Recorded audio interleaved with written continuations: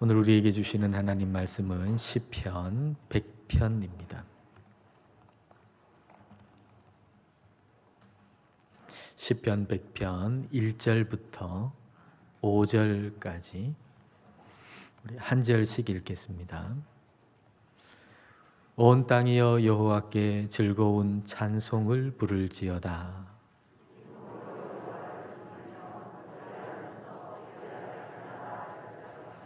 여호와가 우리 하나님이신 줄 너희는 알지어다. 그는 우리를 지으시니요 우리는 그의 것이니 그의 백성이요 그의 기르시는 양이로다.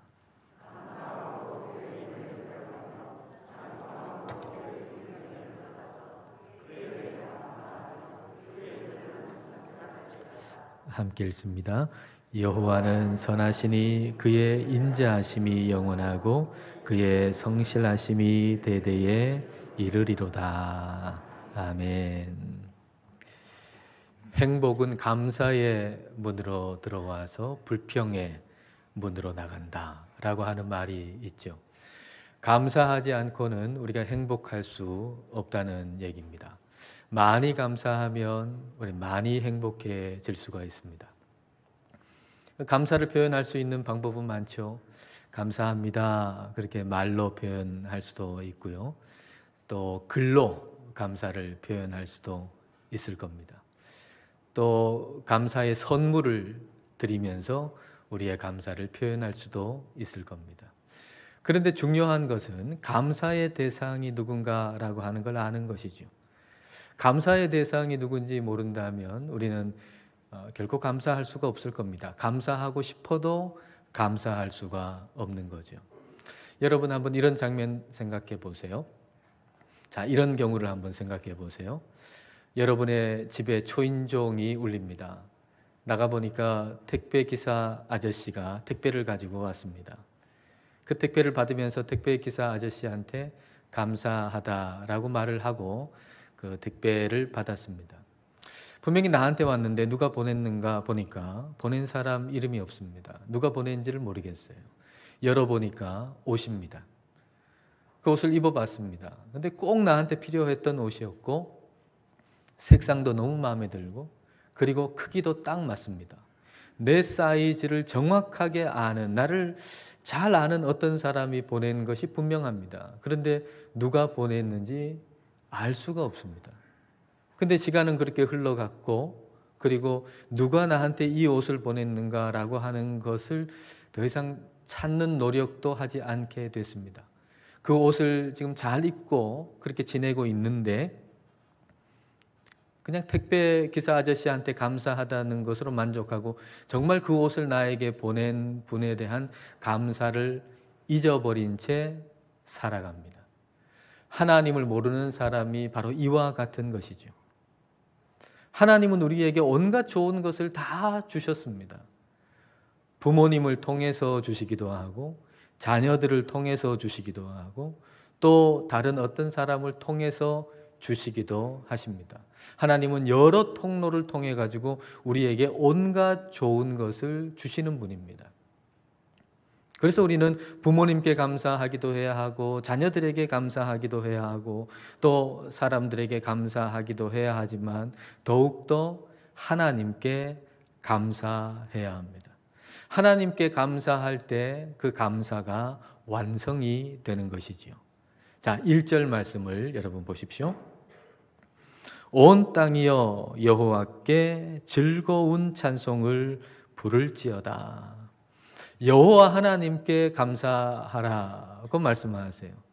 즐거운 노래로 우리가 소리를 높여서 찬송하는 것, 그것이 우리 하나님께 감사를 표현하는 아주 좋은 방법이 됩니다. 근데 그 감사를 드려야 할 분은 바로 하나님이시다라고 하는 것이죠. 그러면 하나님께 감사해야 할 사람은 누군가요? 1절 말씀에 보니까 온 땅이여 그렇게 말씀하시잖아요. 온 땅이여. 온 땅에 있는 모든 사람들이 다 하나님께 감사해야 합니다. 하나님께서는 모든 사람에게 마땅히 감사를 받으실 분이십니다.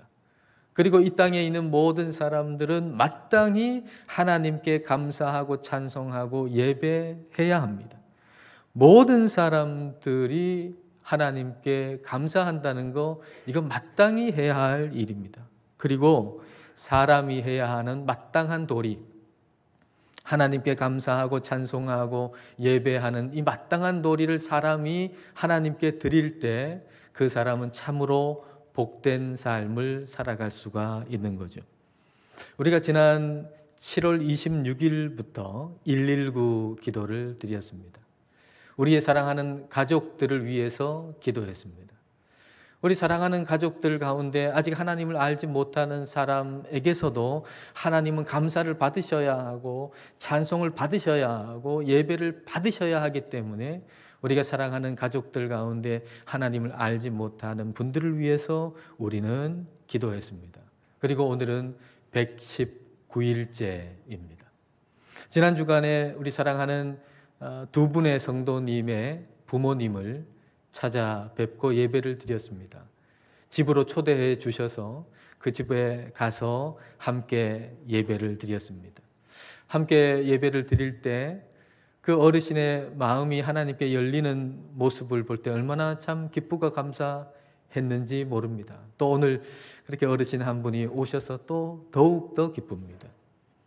근데 그 어르신을 뵙기 전에는 우리 집사님을 생각하면서 그 아버지를 위해서 기도를 했어요. 근데 어르신을 뵙고 나서는 그 어르신을 통해서 이 땅에 하나님이 보내주신 그 가문이 복되기를 기도하는 마음이 간절히 생겼어요.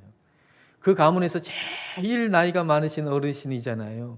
근데 그 어르신을 통해 가지고 하나님께서 이 땅에 여러 사람들을 보내주셨잖아요. 가문이죠. 그 가문을 하나님 복되게 해달라고 그런 기도하는 마음이 생겼어요. 왜냐하면 하나님께서는 그 가문의 모든 사람들에게서 감사를 받으시고 찬송을 받으시고 예배를 받으셔야 할 분이시기 때문이죠. 하나님은 모든 사람에게서 감사와 찬송과 예배를 받으셔야 할 분입니다. 하나님은 이름도 없이 우리에게 정말 많은 택배를 보내주셨어요. 믿음, 소망, 사랑이라고 하는 택배를 우리에게 보내주시고요. 또 건강이라고 하는 택배도 보내주시고, 물질이라고 하는 택배도 보내주시고, 가정과 교회라고 하는 택배도 보내주셨어요. 이름 없이 보내주셨지만 하나님은 우리 눈에 보이시지 않는 분이시지만 그 많은 좋은 것들을 우리에게 보내주신 분이 바로 하나님이시라고 하는 것을 우리는 알아차려야 합니다. 그리고 하나님께 감사해야 합니다. 그 모든 것을 주신 분이 하나님이시기 때문이죠. 이렇게 하나님께서 우리에게 베푸신 은혜를 생각하면 우리 마음속에 기쁨이 생겨요. 그리고 우리 마음속에 그 기쁨, 하나님께서 주시는 은혜로 말미암은 그 기쁨은 하나님께 감사를 표현하는 아주 좋은 방법이에요. 내 마음속의 기쁨, 그게 하나님께 감사를 표현하는 아주 좋은 방법입니다. 여러분 2절 말씀을 볼까요? 기쁨으로 여호와를 섬기며 노래하면서 그의 앞에 나아갈지어다. 여기서 기쁨은 말이죠. 내가 어떠해서 기뻐한다기보다는 하나님의 어떠하심으로 인해서 기뻐한다는 거예요. 즉 이 기쁨은 하나님이 어떤 분이신지를 생각하고 하나님께 몰두할 때 오는 기쁨입니다. 여러분 우리 자신에게 몰두하면 기쁨이 안 옵니다. 여러분 나 자신에게 몰두해 보세요. 기뻐지는가? 기쁨이 없어요. 그러나 하나님께 우리가 몰두하면 우리 마음에 기쁨이 와요. 하나님께 몰두할 때 하나님이 어떤 분이신지를 생각하고 하나님을 바라보고 그리고 하나님께 몰두할 때 그때 우리 마음속에 하나님으로 인해서 기쁨이 오는 거예요.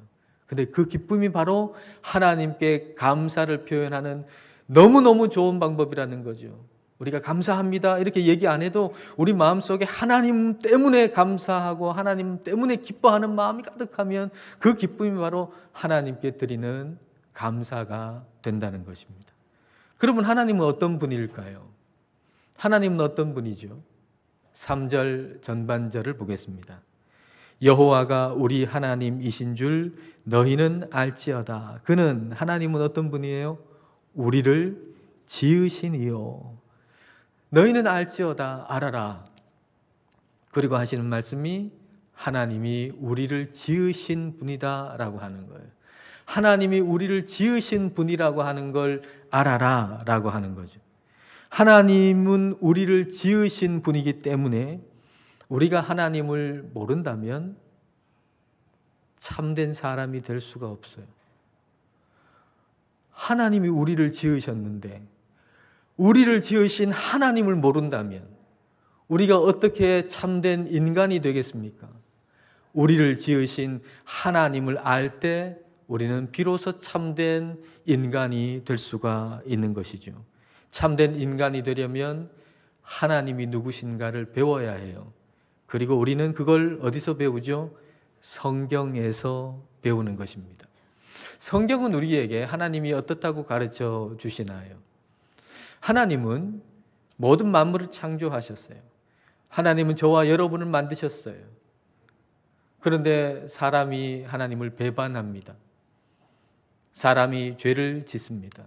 그리고 사람됨을 잃어버린 거죠. 하나님은 우리를 사람으로 만드셨는데 우리가 하나님을 배반함으로 말미암아서 사람됨을 잃어버린 거예요. 사람인데 사람답지 않게 사는 거죠. 하나님께 감사할 줄 모르고 살아가는 거죠. 근데 하나님께 감사할 줄도 모르는 사람을 하나님은 여전히 사랑하시고 변함없이 사랑하셔서 우리를 위해서, 사람을 위해서 하나밖에 없는 독생자 예수님을 이 땅에 보내주셨잖아요. 그래서 우리의 모든 죄를 다 지시고 우리 예수님께서 십자가에서 죽으시고 예수님이 십자가에서 흘리신 그 피로 말미암아서 저와 여러분의 죄가 사함을 받고 우리는 하나님의 자녀가 된 겁니다. 즉 하나님께 감사할 줄 아는 사람이 된 거예요. 하나님이 우리를 사랑하셔서 저와 여러분이 하나님께 감사할 줄 아는 사람이 된 것입니다. 이렇게 나를 지으신 하나님이 어떤 분이신가라고 하는 걸 알면 우리는 모든 상황 속에서 하나님께 감사할 줄 알게 됩니다.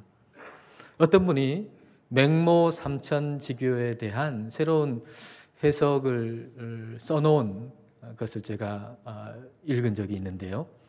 맹모 삼천지교라고 하면 여러분 잘 아시듯이 맹자의 어머니가 그 아들 교육시키기 위해서 3번 이사했다는 얘기 아닙니까?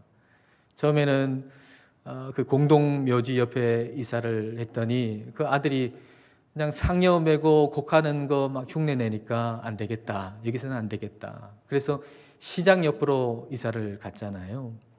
근데 시장 옆에 이사를 가니까 또 이 아이가 막 장사하는 뭐 그런 흉내를 내니까 이거 안 되겠다 해가지고 서당 옆으로 이사를 갔더니 이 아이가 공부를 하게 됐다. 뭐 이런 얘기 아닙니까? 근데 새로운 해석이 있어요. 생각해 보면 이 맹자의 어머니가 진짜 지혜로운 어머니였다면 처음부터 서당 옆에 가야지 왜 공동묘지 옆에 갑니까? 왜 시장 옆에 갑니까? 처음부터 서당 옆에 가야죠. 그래서 새로운 해석은 이겁니다. 맹자의 어머니가 일부러 공동묘지 옆에 이사를 갔다는 거예요. 그리고 이 아들한테 죽음이 뭔가 하는 것을 가르쳐 줬다는 거예요. 죽음이 뭔지를 모르면 삶의 의미도 모르는 것이고 뭘 공부해 본들 그 공부가 무슨 의미가 있겠습니까? 인생이라고 하는 거 다 죽는데 죽음이 뭔지를 깊이 알지 못하면 삶의 의미도 모르는 거고 삶의 의미를 모른다 그러면 뭘 공부해가지고 그 공부가 무슨 의미가 있겠어요? 그리고 그렇게 몇 년 동안 공동묘지 옆에 있으면서 죽음에 대해서 가르쳤다는 거죠. 그리고 나서 이제 시장 옆에 간 겁니다. 치열한 삶의 현장을 공부하게 한 거죠. 치열한 삶의 현장을 공부하지 않는다 그러면 뭐 공부한다고 하는 것이 추상적인 개념일 뿐이잖아요. 뭐 그런 공부해가지고 삶에 무슨 유익이 있겠습니까? 그러니까 치열한 삶의 현장을 공부하게 한 다음에 그 다음에 이제 서당 옆에 가가지고 왜 이걸 공부해야 되는지, 뭘 공부해야 되는지 제대로 알고 공부할 수 있게 했다라는 얘기죠. 그러니까 이 어머니가, 맹자의 어머니가 지혜로운 어머니예요.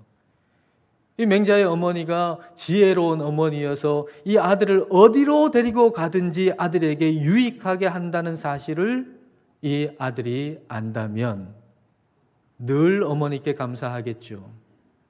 서당 옆에 데리고 갈 때도 감사한 거고, 공동묘지 옆에 살 때도 감사한 거고, 그리고 시장 옆에 살 때도 감사할 수 있는 거예요. 어머니가 어떤 분이신가라고 하는 걸 안다면. 마찬가지로 하나님을 믿는 저와 여러분도 마찬가지예요. 하나님이 어떤 분이신가라고 하는 걸 우리가 안다면, 하나님이 나를 지으셨고 하나님이 어떤 분이신가라고 하는 걸 안다면 우리는 어떤 상황에 처해 있어도 하나님께 감사할 수가 있는 것입니다. 우리 하나님은 우리를 공동묘지 같은 환경 속에 둘 때가 있어요. 정말 죽음이 가까운, 죽을 것 같은 그런 환경 속에 우리를 둘 때가 있어요.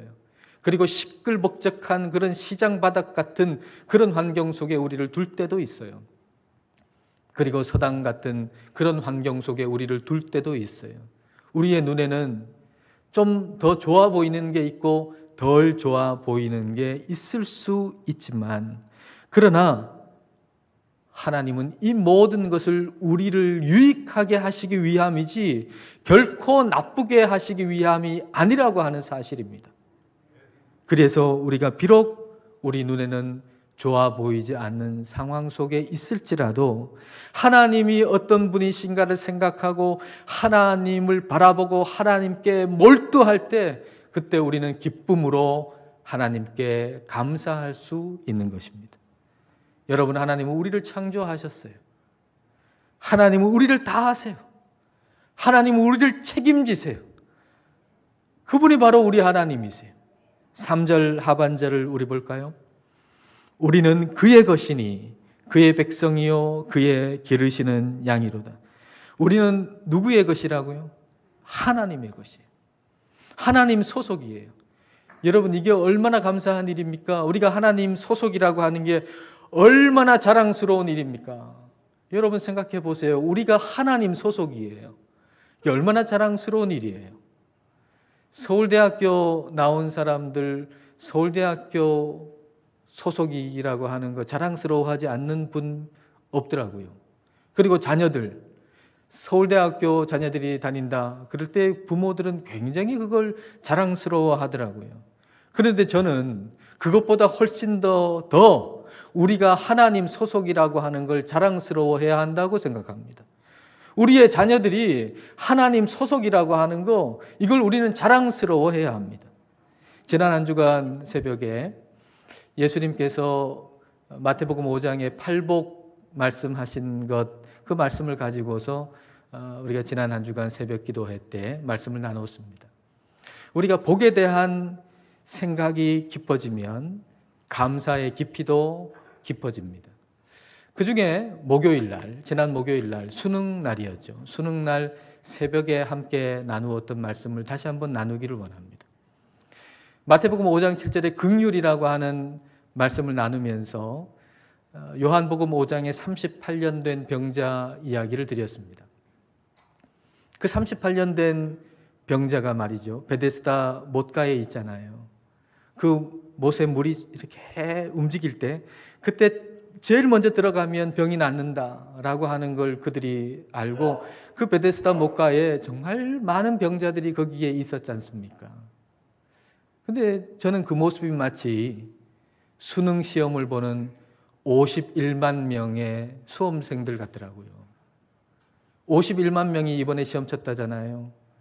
근데 51만 명의 수험생들과 그 부모들, 그리고 할아버지와 할머니들, 마치 그 베데스다 못가에 있는 병자들, 1등으로 그 안에 들어가면 낫는다, 1등으로 가면 삶이 펴진다라고 생각하는 것처럼 우리 아이가 1등 하면 1점이라도 더 받으면 인생의 길이 열린다라고 생각하는 그 베데스다 못가에 있는 사람들처럼 그 51만 명의 수험생들과 그 부모와 할아버지 할머니들.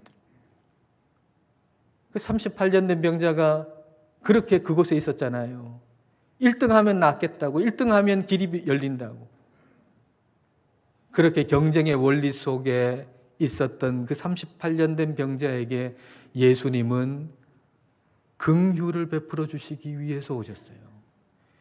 1등 만들어 주려고 오신 게 아니라 긍휼을 베풀어 주시려고 오셨어요. 그래서 이 38년 된 병자는 1등해서 그 삶의 길이 열린 게 아니라 주님의 긍휼을 받아서 그 삶의 길이 열린 거예요. 여러분, 우리 하나님은 저와 여러분에게 그렇게 하세요. 우리 자녀들에게 그렇게 하시는 거예요. 우리 하나님께서 우리에게 긍휼을 베풀어 주시면 우리의 길이 열리는 겁니다. 우리 하나님께서 우리의 자녀들에게 긍휼을 베풀어 주시면 우리 자녀들의 길이 열리는 거예요. 그러니 몇 점을 받았느냐에 너무 몰두하지 마시고, 그게 우리 자녀들의 인생을 결정짓는다고 생각하지 마시고, 하나님의 긍휼을 입으면 반드시 길이 열린다고 하는 것을 우리가 생각하시고, 자녀들이 하나님 소속이라고 하는 것을 자랑스러워 하실 수 있기를 바랍니다. 여러분, 우리가 자랑스러워해야 할 것 다른 거 아니에요. 우리가 하나님 소속이라고 하는 거, 그것을 우리는 자랑스러워해야 돼요. 우리를 긍휼히 여기시는 분이 우리 하나님이세요. 그 하나님의 백성이 우리예요. 하나님이 기르시는 양이에요, 우리가. 이걸 자랑스러워하는 것, 그것이 바로 찬송이고 감사예요.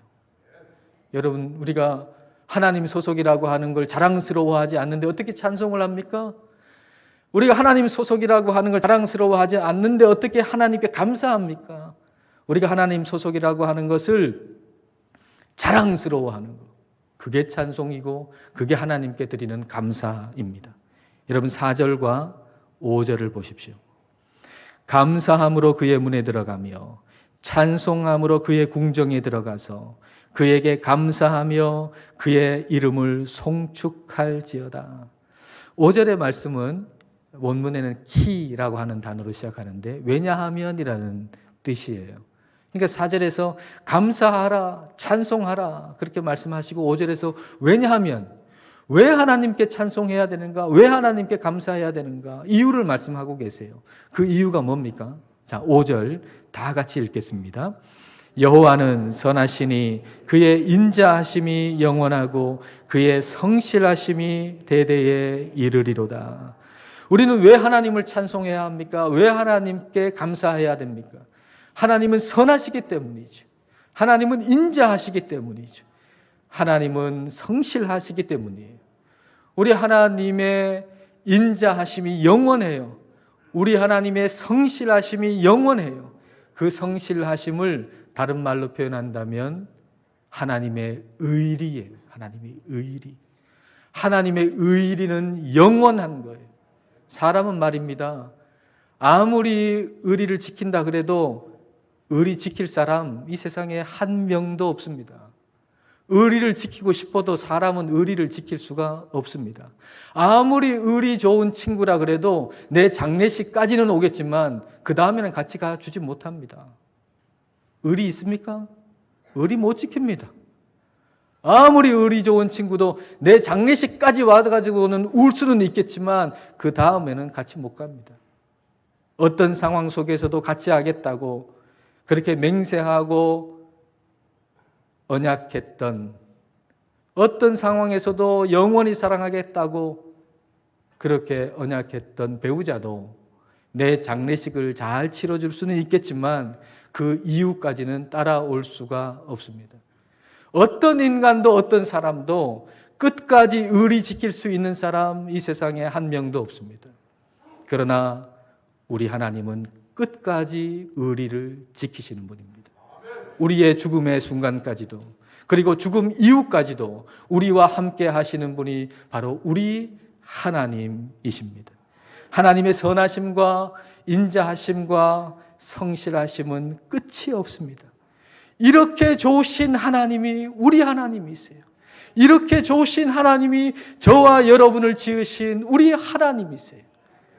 이 하나님께 우리가 감사하면서 더 풍성하게 감사함으로 더 풍성한 삶을 살아가시는 저와 여러분 되시기를 주님의 이름으로 축복합니다. 기도하시겠습니다. 이 시간 하나님께 감사하면서 기도하십시다. 먼저 하나님을 알게 하신 것을 감사하십시다. 그리고 하나님께서 부모님을 통해서, 자녀들을 통해서, 또 여러 가지 통로를 통해서 우리에게 온갖 좋은 것을 주신 것을 감사합시다. 하나님께서 우리를 지으신 분이심을 생각하고 우리가 주님의 소속임을 자랑스러워하고 기뻐합시다. 하나님의 선하심과 인자하심과 성실하심이 영원하다는 것으로 인해서 감사합시다. 이 시간 함께 감사 기도를 드리십시다.